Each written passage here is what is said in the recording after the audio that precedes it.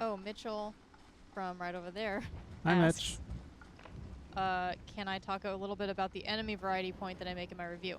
Yeah, so in my review, one of my criticisms of the game was that the enemy variety kind of made the game a little bit less scary for me. I'll talk about that after you put the phone. I just felt like, for me, one thing I really enjoy about old Resident Evil games is there's so many things that it throws at you. Like, it's not just zombies. Like in Resident Evil 1, and including the remake, there's like the hunters, and when the hunters show up, it's like this really crazy like first person sequence where like something is running into the mansion, and up until that point you've dealt with zombies, maybe Dogs. you've dealt with dogs and stuff. Um, but suddenly there's like this new like horrible like reptilian thing, and you're just like, oh my god, what is this? Um,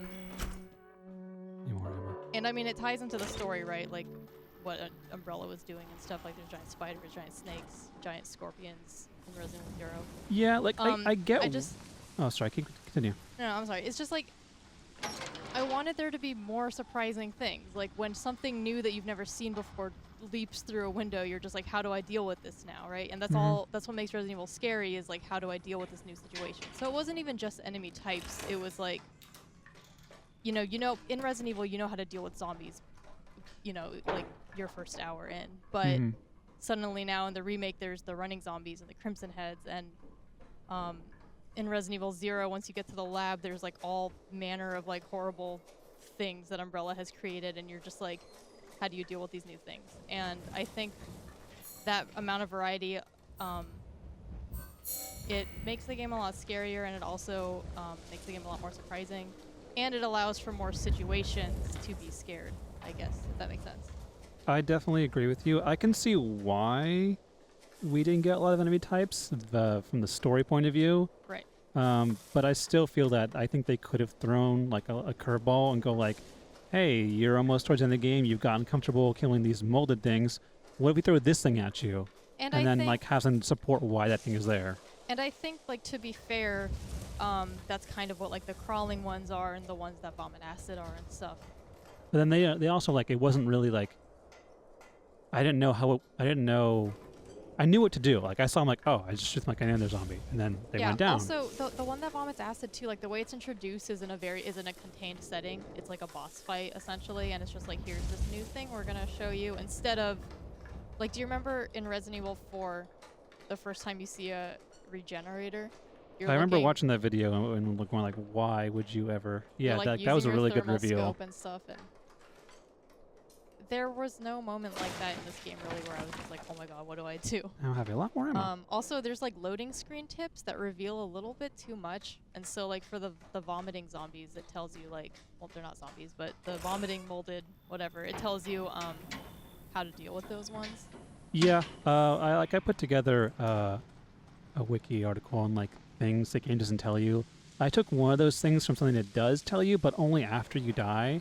I feel like it's a little too forgiving, where if you die once, we're like, oh, here's how to beat that. I'm like, okay, well, thanks. I could have figured it out if you just let me. But they like, it feels like they have no confidence in you that if you died something, you don't know what you're doing. Yeah.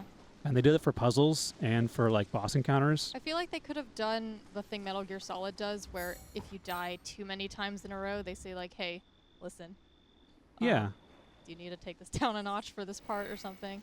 Yeah, definitely. Like, but even like I had a tooltip that was like, hey, you know that shotgun, you can replace them. Like, no, duh.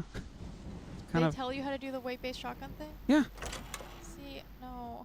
Like, you should let the people figure this out. Especially, so there's two difficulties that you can start the game on, easy and normal. And I feel like especially if you play on normal, it shouldn't tell you that much. Yeah, easy I could see that. That's fine. But like normal, like, don't tell people how to solve puzzles. Like, the puzzles are there to be solved on your own, or to go to a guide because you can't figure it out. Like IGN Wikis, because we got good guides. That's pretty shameless. Cool people making the guides. Yeah. But I mean, yeah, the enemy thing was one of my bigger gripes about the game.